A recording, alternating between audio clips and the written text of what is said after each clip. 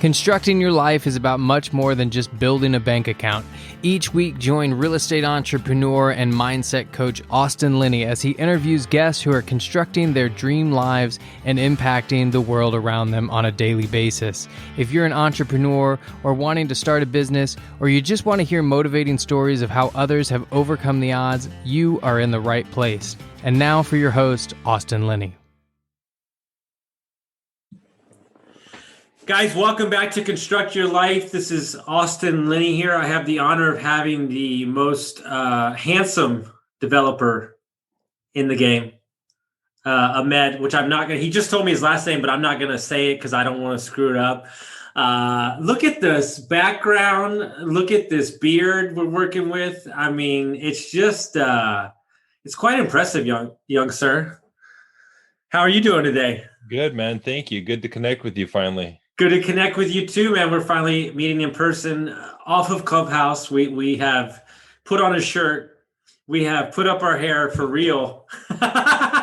So, but guys, before we get started, I just want to thank dreamchasers.com sponsoring the podcast. Go check them out. Thank you so much. We met because of Billy, right? Correct? Yeah. So Billy, the human connector like me. What I like to do with my guests is I like them to kind of start their story where they want to, and we'll kind of go from there. Wow. You want like the professional story, the development journey, or the, what sounds good? I can go all day, but I don't want to be long-winded. What, I like to be different. What has the most impact on your life? I like that story. That's probably recently. Actually, okay. In the last 12 or 18 months. Okay, I like it. Yeah. 24 months. See, now I'm intrigued. I'm up. I'm ready. Let's go. Right? Yeah. Right. So it's pretty much no matter how prepared and how experienced and how much knowledge you have, none of that makes a difference unless you have the self-awareness to put it to work in the right way. Is what I kind of recently kind of come into aware of the self-limiting beliefs. And it was a huge eye-opener, a huge wake-up call for me recently in the last couple of years about that kind of stuff. So you can pretty much be the most amazing quarterback of all time, Tom Brady, greatest of all time. It's like he just walks on the field and he wins the game. But if you don't have that belief that he has, that he can win, no matter how much skills or experience and awesome team you have around you, it means nothing unless you're, if you're not in the right state of mind about all that stuff. 100%. And I always do this on the podcast. So I'm going to, because there's a lot there, I can tell, we're going to peel back some onions. He's a commercial developer, a land developer, and all those things in the real estate space. So I just wanted to give them context before we dive into the whole life stuff. So, I would imagine that you've done a lot of successful things. So what happened in the last 12 months to 16 months? Were you playing small? Were you not living up to your potential? What was going on? Completely not living up to my potential. And that was because of, and I won't go into details of why I grew up that way or how I had that. But I had I realized recently with a lot of personal things that were, kind of all happening at the same time the last couple of years. Like, I mean, you name it, it was happening to me. And it was just one after another, after another, after another. And it was, some help with some friends and some family members that helped me realize like, hey, you are so much more than what you're doing. And you could be doing so much more than what you've already done. And, in just so many ways. And working through all those problems and doing a lot of self-reflective work and understanding that, I realized that I've had some major limiting beliefs that have completely handicapped me for many years. So now it's game on, now it's like the cuffs are off, the gloves are on. I'm like, let's go, finally it's like, it feels good to be free. And that's why I put the lions behind me, because it's kind of like, oh, okay, now it's time to go hunt, to really go hunt. Well, what's interesting And I know that from my addiction, but mainly from my own limiting beliefs. When your mindset's not right, let's say your headspace is not right, and things start happening against you, man, it feels like the world is just against you. And then one bad decision begets another bad decision. And then you wake up one day. Mine was in a closet because I was homeless. Not like a figurative, like a real closet. That you realize, like, shit, like, how did we get here? It wasn't one decision. It was multiple decisions of me making emotional decisions off of false narratives, right? So if you could peel back as much as you want or don't, kind of what were you telling yourself in the limiting space on, like, because you've had success in your career.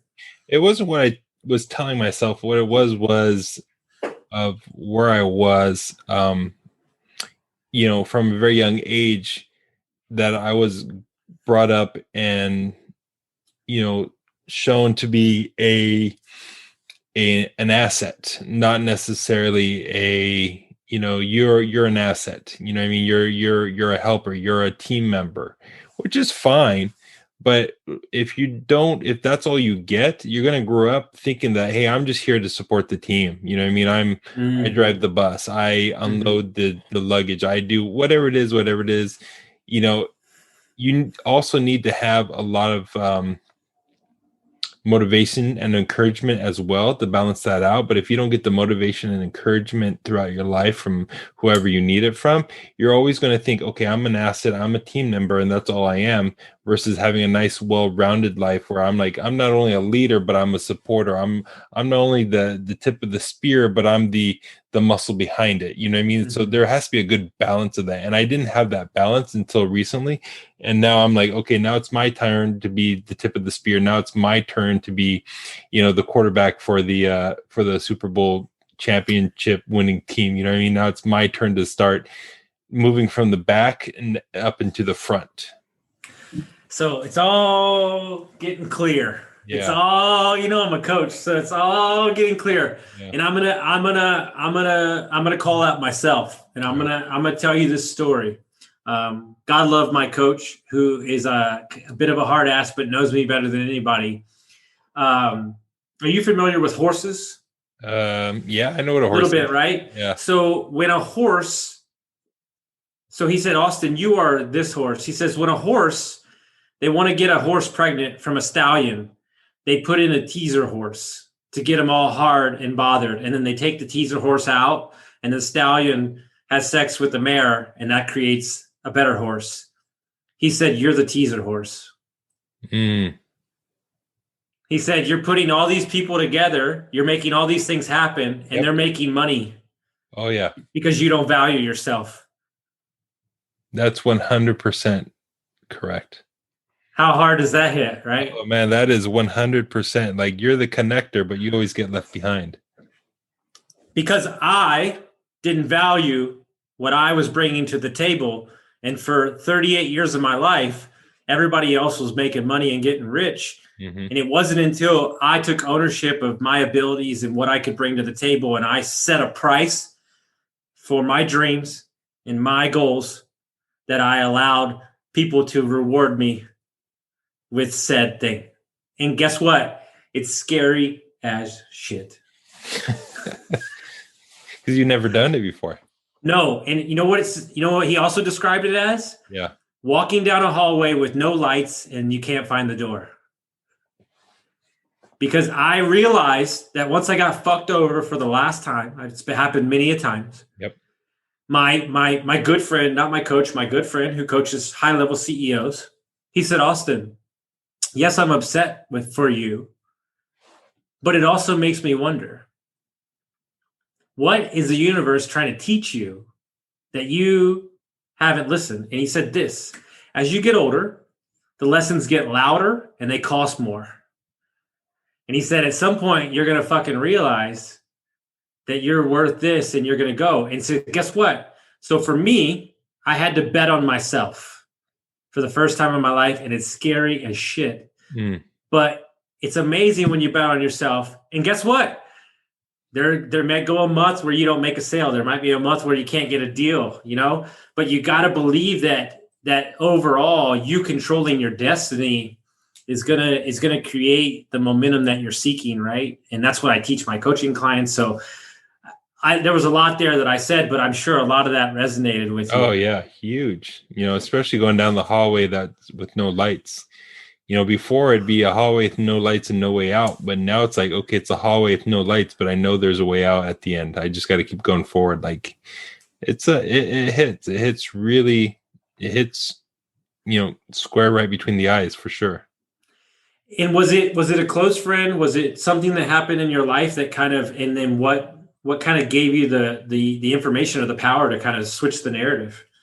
I don't know. It most likely was, a combination of things of, growing up in a divorced household, between two homes, not really having a lot of stability, shall we say. And it wasn't a financial stability or having a home or anything like that, but it never stopped long enough to feel like it was stable.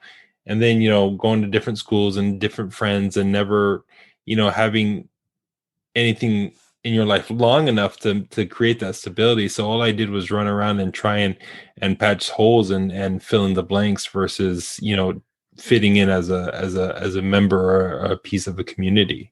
Mm-hmm. And so so that mentality just kept going on through the rest of my life that, hey, you just got to go fill the holes and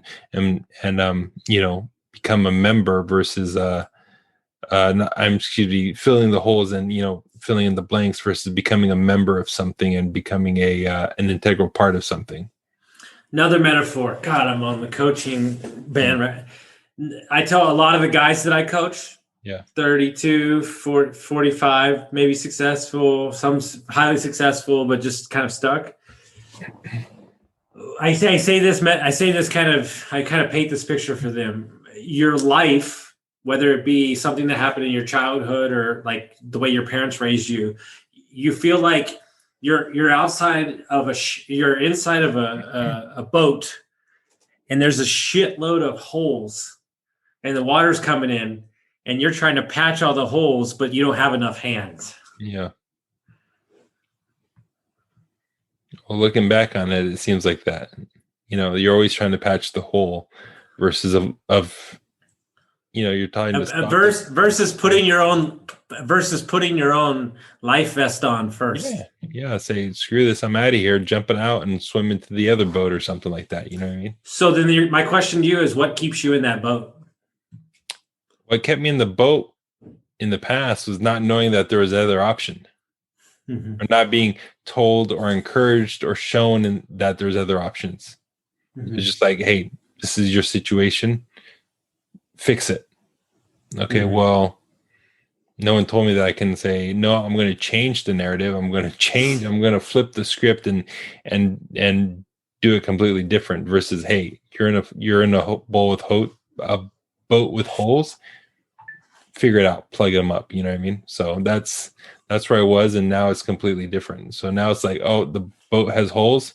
Screw it. I'm going to rip it apart and build a new boat and go over to the other boat and take over that boat and go to the next boat and to the bigger boat and take that one over. So that's kind of how it is now.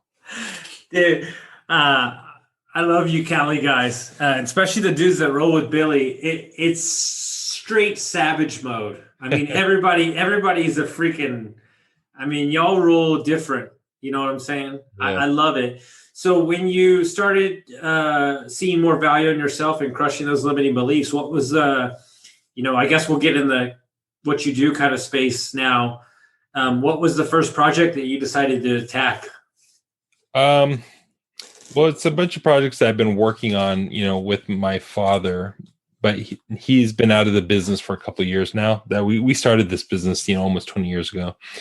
And, what's your specialty? I just want to make sure. Commercial real estate development, ground up construction. And so I was always the workhorse, you know what I mean?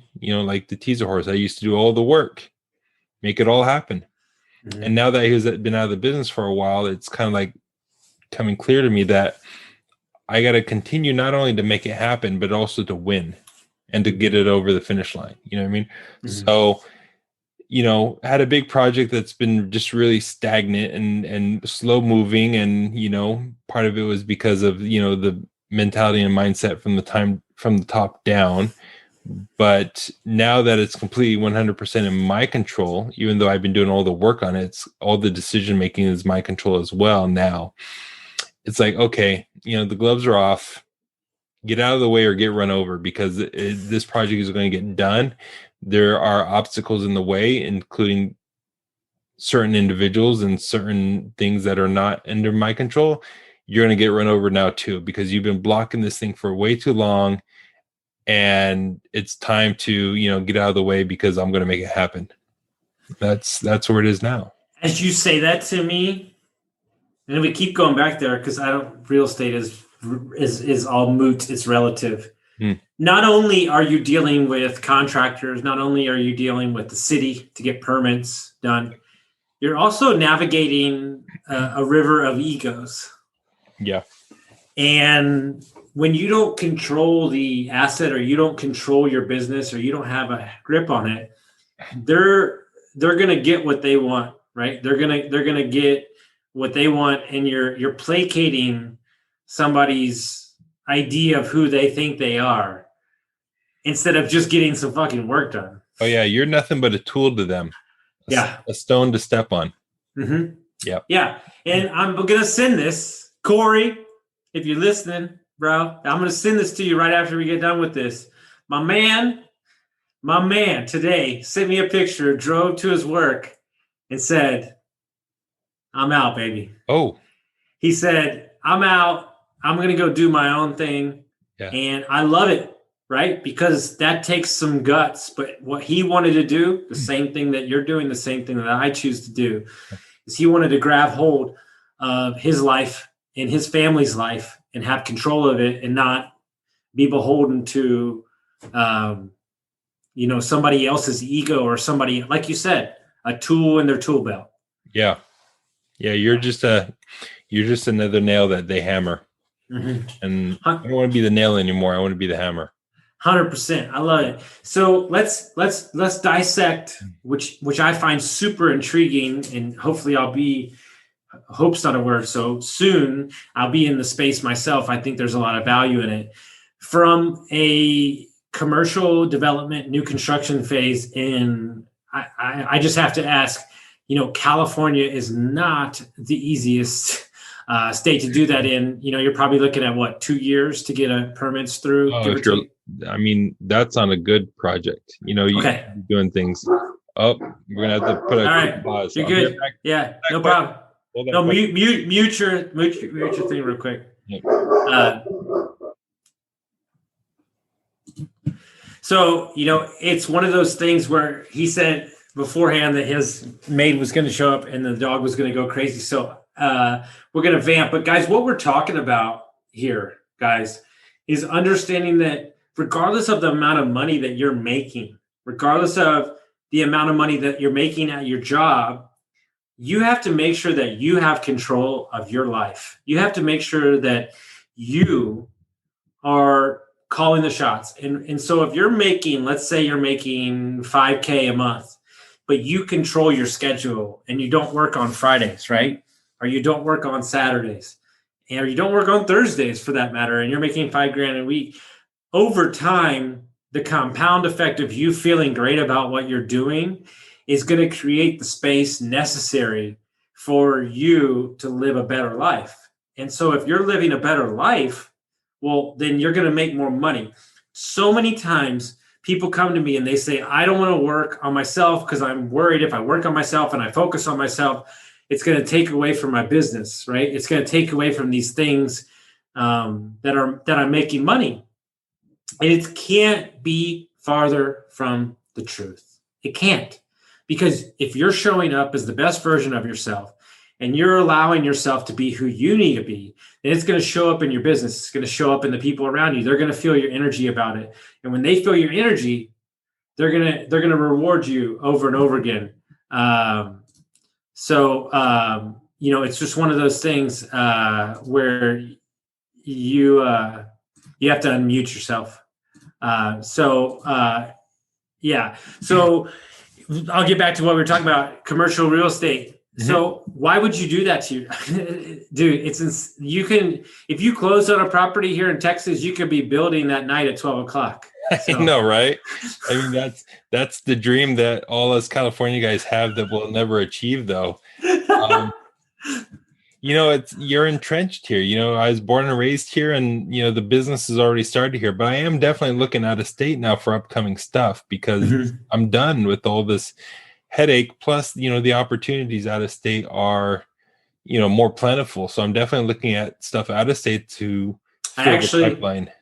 I actually have something for you, so we'll talk offline. All right. So, yeah.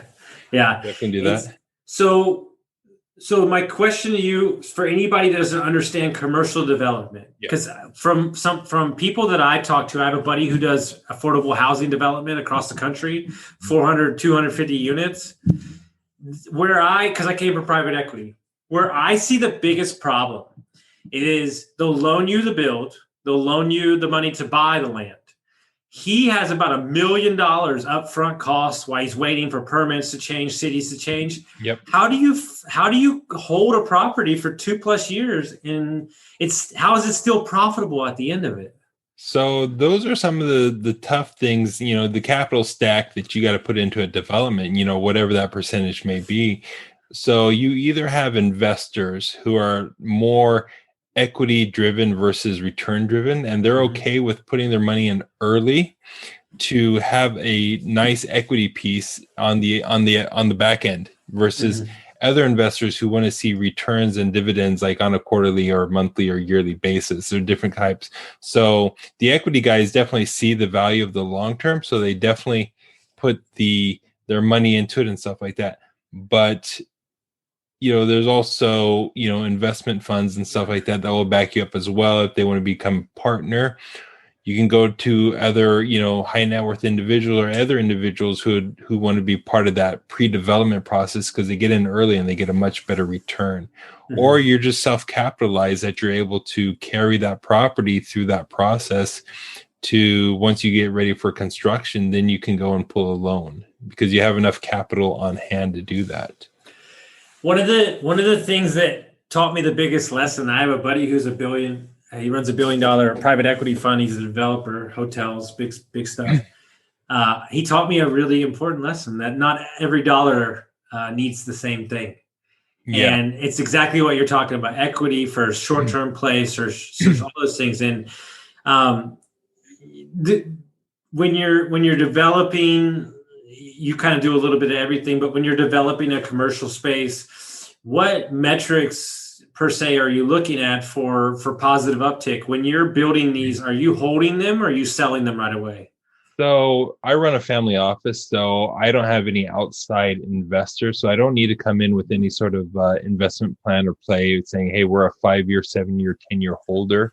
Whether we develop or we buy something, we're going to exit at this time or once we reach a certain number in terms of upside, in terms of valuation or returns or something like that. What we do is we build and develop and we keep those things into the family trust, the family portfolio for the long term. It's building the generational wealth, and that's what it is. Now I will go and buy and build and sell stuff and release it and sell it along the way if it doesn't fit the core investment strategy, but it is a good opportunity.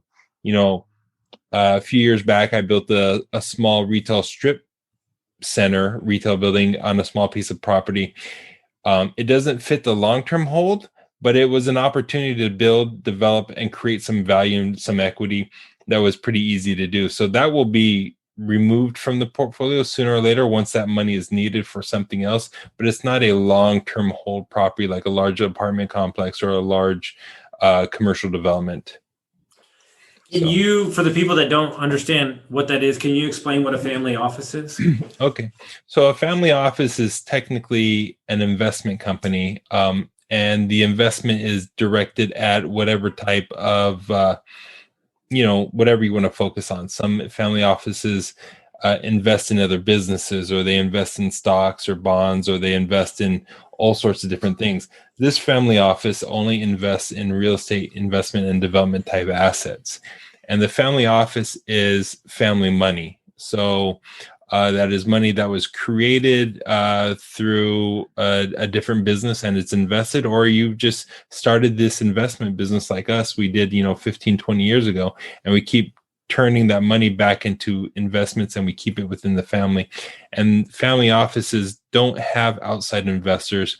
We don't have shareholders. We don't have people who come in and join the group of investors. All that family investment stays within a trust and stays within the family members, versus more of a public company or a syndication type deal. And there's a word in there that I would imagine makes it a little tricky around Christmas sometimes, called family office. Mm-hmm. So how do you navigate those waters?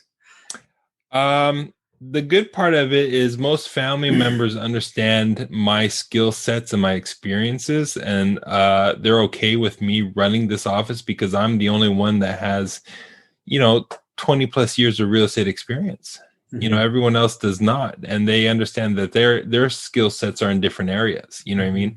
So the good part of that is most everyone understands that, and as long as the company is growing and creating assets and long-term generational wealth that everyone will and can and have been participating in, they're okay with it. Mm-hmm. But as long as the things are going up versus down, no one really says too much about it. Yeah. Well, I want to know how I can be adopted, because I want to become a developer. So I don't know if you want in this family, man.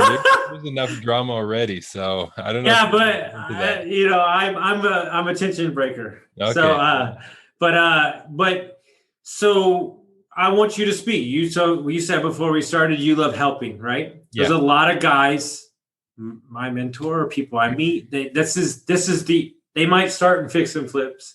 Yep. They might start in wholesaling. They might start in single families, but the dream, especially for me, I spent 20 years in hotels. We do Airbnb. We're looking at doing out of the country. I want to be a developer. At what aspect, I don't really understand. For anybody that's sitting in multifamily space or sitting in single family, what do they need to be doing on a day-to-day basis to gain the knowledge necessary?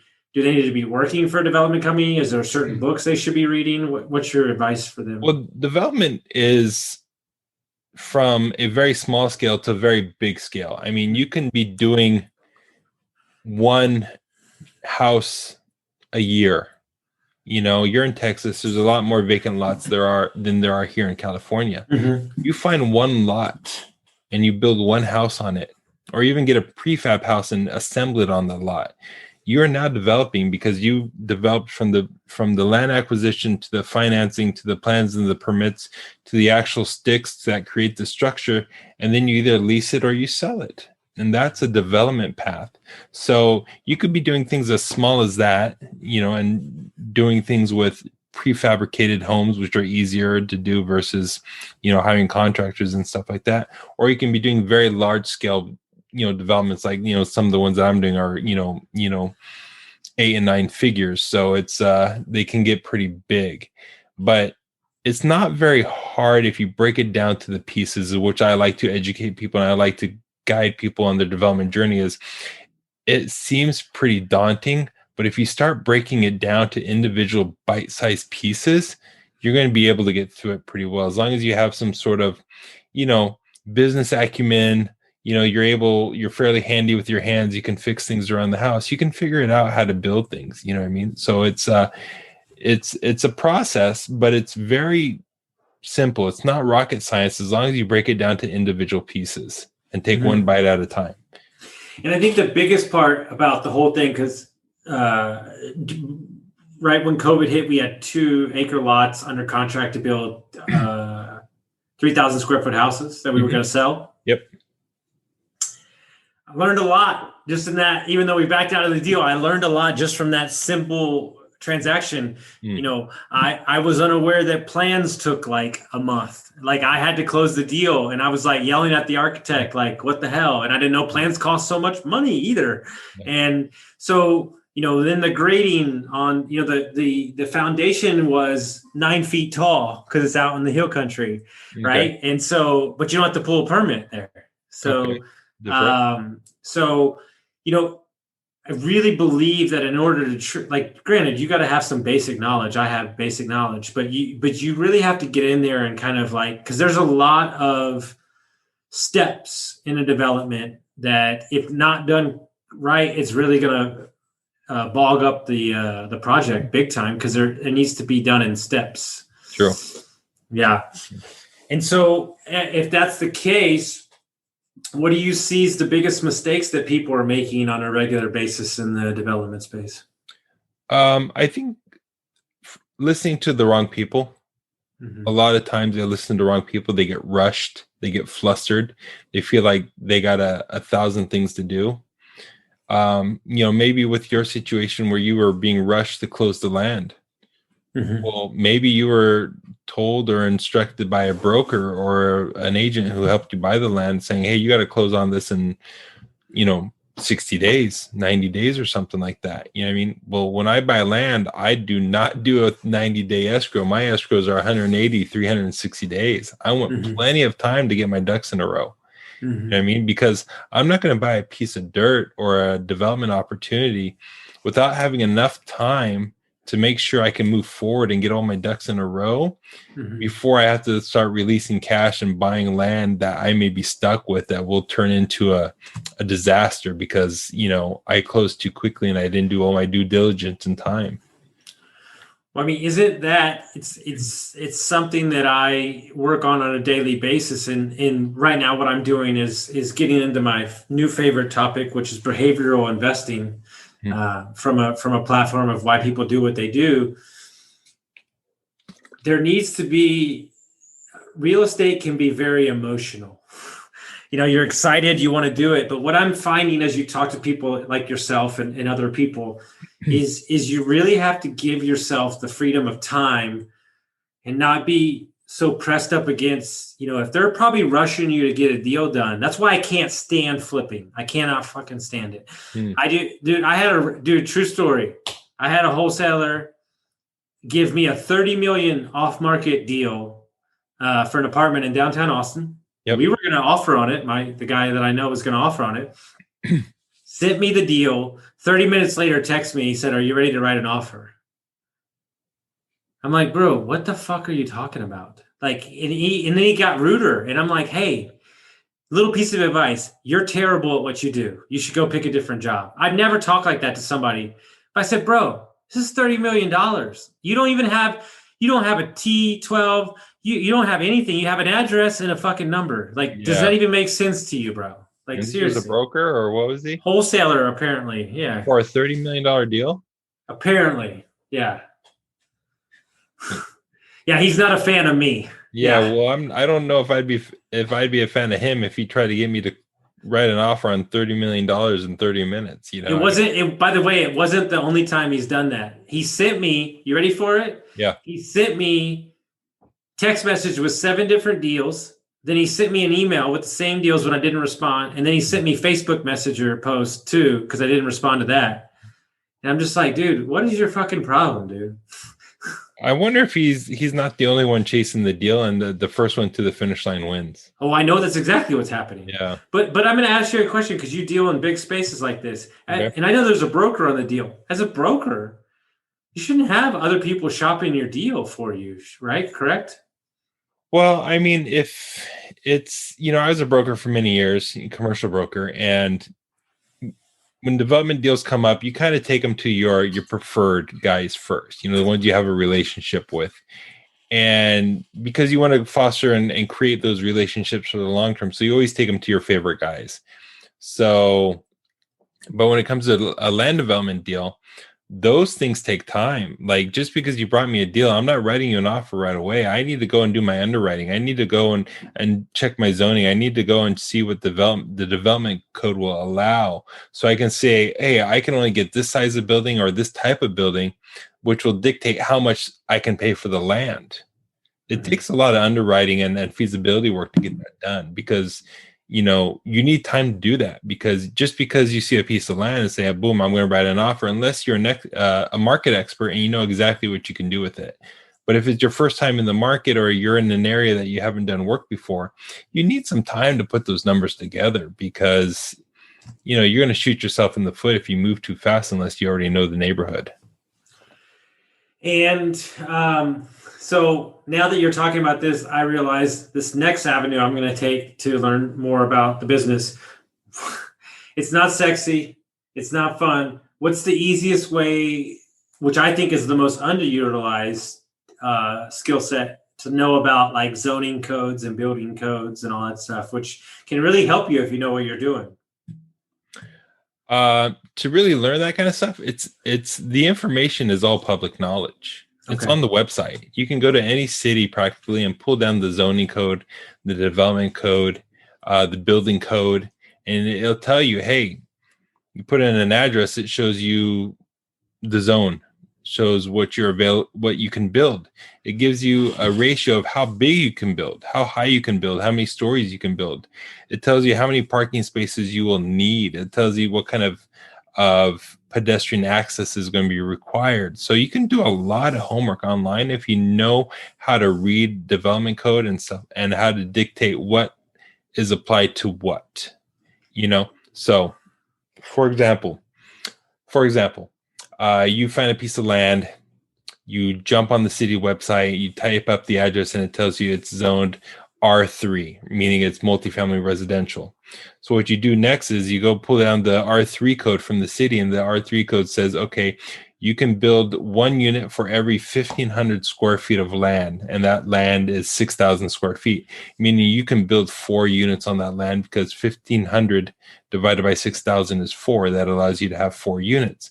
Well, you can only put the 4 units as long as everything else fits within that code, meaning you got to have 1 parking space per bedroom. You got to have so much setback from the street that is, landscape and distance from the next door building. So there's a lot of things that you need to kind of make sure you can do before you go pull any sort of triggers. And if you can read that code and understand that code, you'll realize what you can build. And a good architect will be able to take that code and that piece of land and try and make it fit.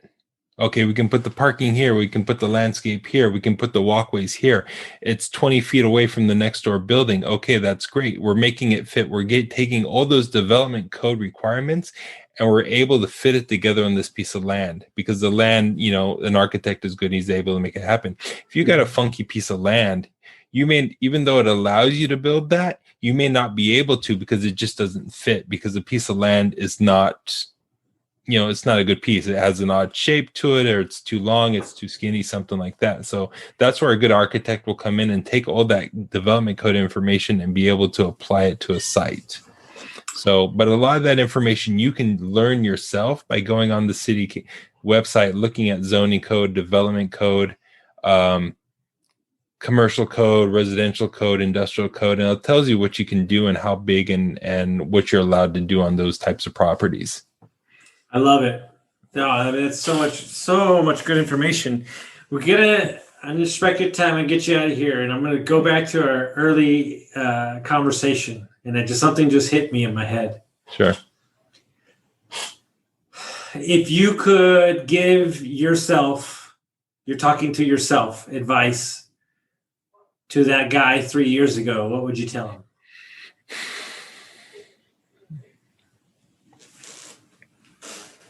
That's a good question.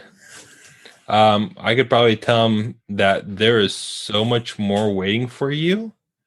Once you step over that line that separates the old you from your true self, who you really are versus what you used to be and what was holding you back. Once you take off those weights, once you remove the blinders from your eyes, and you're able to achieve what you really can achieve because of who you are, it's going to be night and day. You will not believe the difference between the old you and the new you because of those limiting beliefs that I used to have.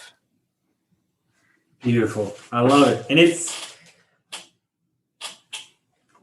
people ask me, you must be, they're like, oh, you must be special. You're like coaching people. And I'm like, Not really. I mean, yes, in a sense, do I have a sixth sense a little bit to be able to understand what they've been through? Yes, because I've been through it myself. Right. And my coach said something to me that changed my life. He said, you only coach what you've been through. Mm-hmm. And it really is true. And so they say, what do? I said, well, I move mountains to the left of them so they can see in front of them with a clear vision on who they really are. That's it. I love that. Where were you 3 years ago? Billy, I didn't know Billy. We got to get together. But listen, because truly, and I'll say the same thing to you, where you figured your stuff out, and the same thing I do with my clients, the greatness that they have is inside of them. It's all inside of them. Yeah. You just got to clear up all the BS and kind of realize that it's all inside.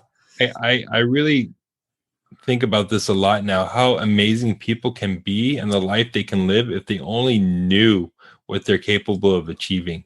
Mm-hmm. I mean, it's really interesting how compressed we are with how we can really be. It's really surprising how much more you can be if you really knew what you could accomplish. Exactly. And ultimately, I'll give you this. You'll love this. Best exercise I've ever fucking heard in my life. All right. I say it as much as I can. So actually, funny enough, it was a yoga retreat for my friend, but she told me this and I fell out of my chair. So they're sitting there. The instructor says, I want you to write 3 people that you look up to. I want you to write their names on this piece of paper. I want you to tell me 10 qualities that they have inside of them. And I want you to write those qualities down. Okay, you wrote the qualities down. I want you to go back. I want you to cross out those 3 people's name, and I want you to write your name over it. Because the only way that you could see those qualities in those 3 people is if you had them inside of you already. Oh, you're self-aware. Interesting. You can only see that in other people if you already have it in your side. I love this. It's the truth. And when I'll do one more. God, I'm giving all my tricks away. So no. I'm going to Venmo you a bunch of money right now.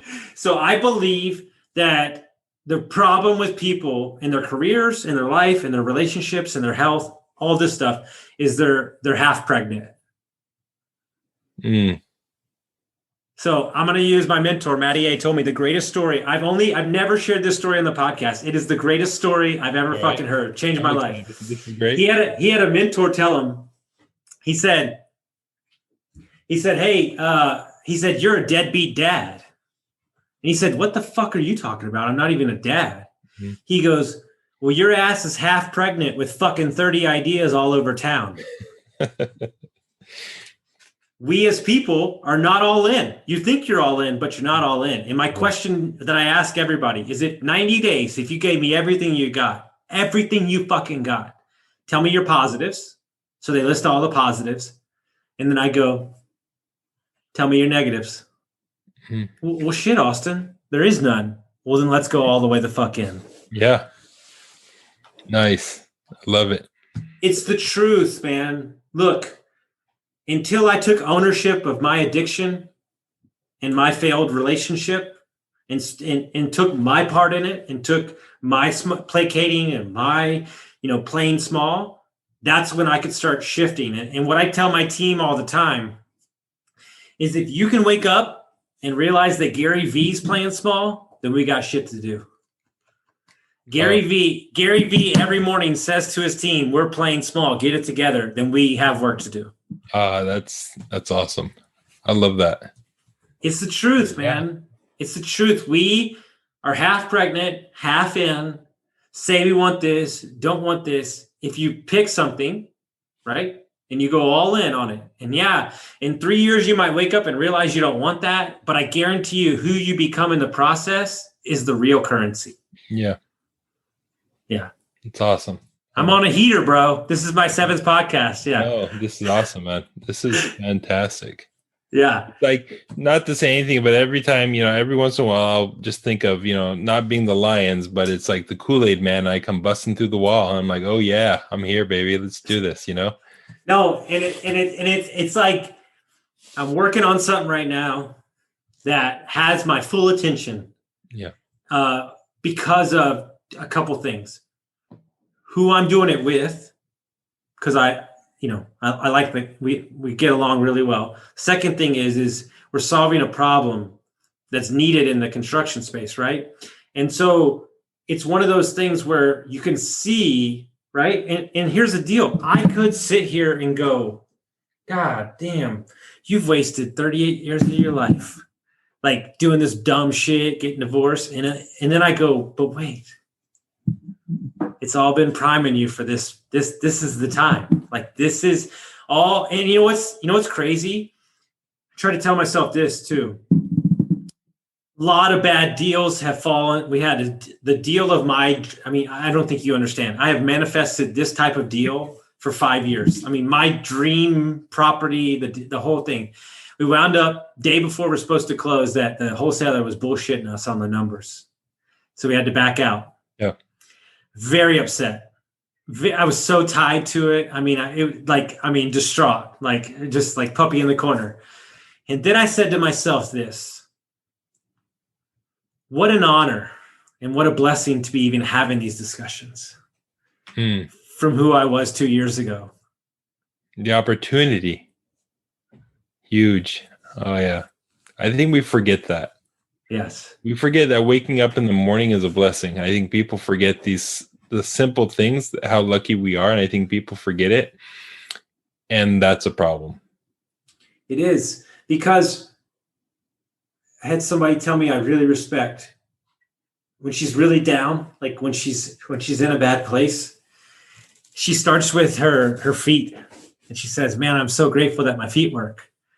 I'm so grateful that my knees work. Yeah. I'm so grateful that my hips work. I'm so grateful that I can breathe. And then it kind of just gets bigger and bigger and bigger. And then she focuses on the little stuff, and then it gets bigger. Well, I'm happy I'm alive. I'm happy, and I think we need to center ourselves sometimes and understand that no matter what you've been down, right? I mean, I interviewed a guy today who's we run a recovery mastermind, who OD'd 3 times in a parking lot in Taco Bell. Saw his life fast before his eyes. He's now got 15 units. He has no money. He has no money in his bank account. And he's like, I'm just so happy to not be there. I don't really give a shit. Yeah. And so we had attitude you need, though. Yeah. Oh my God. Yeah. Awesome. You got to have a little gratitude. So if people want to find out about you or any more that you got going on, how would they do that?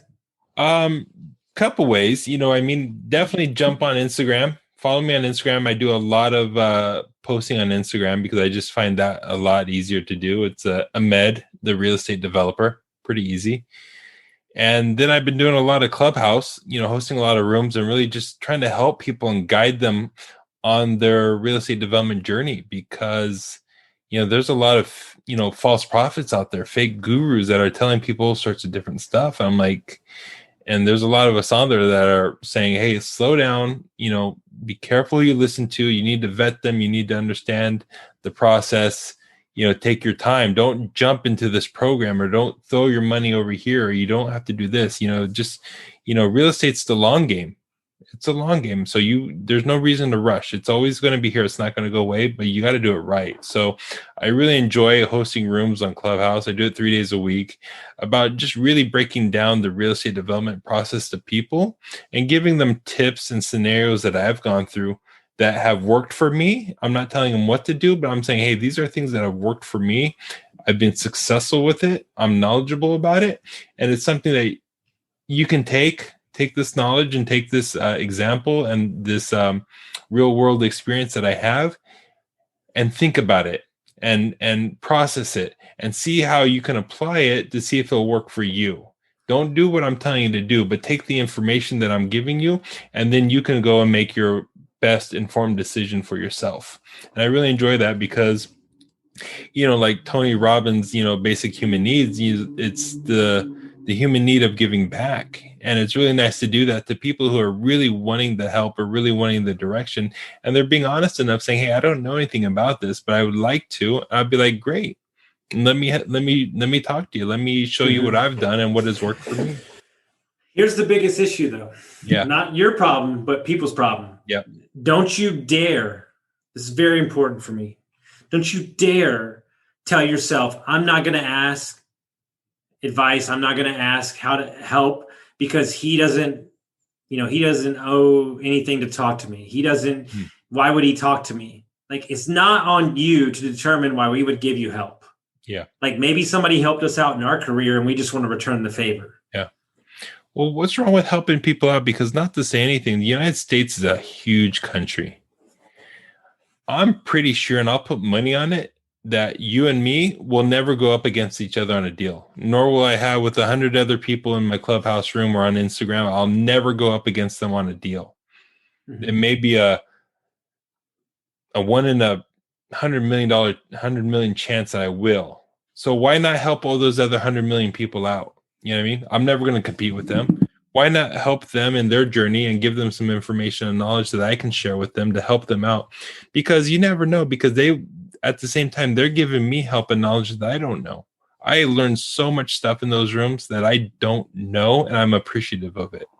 So why not share the wealth of knowledge, when it's not going to hurt anyone, but only lift people up? I've been telling people a rising tide will lift all boats, and I really do believe that. No, 100%. Couldn't agree more. Guys, if you like this episode, make sure you send it out to your friends. And if you didn't like it, that's on you. All right. So I had to do that for you. All right, my man.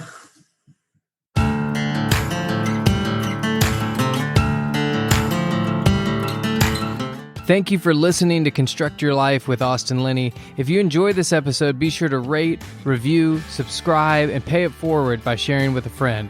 Most importantly, take this opportunity to start constructing your life by taking immediate action on what you learned. For show notes, resources, and more information on one-on-one coaching with Austin, visit constructyourlifepodcast.com.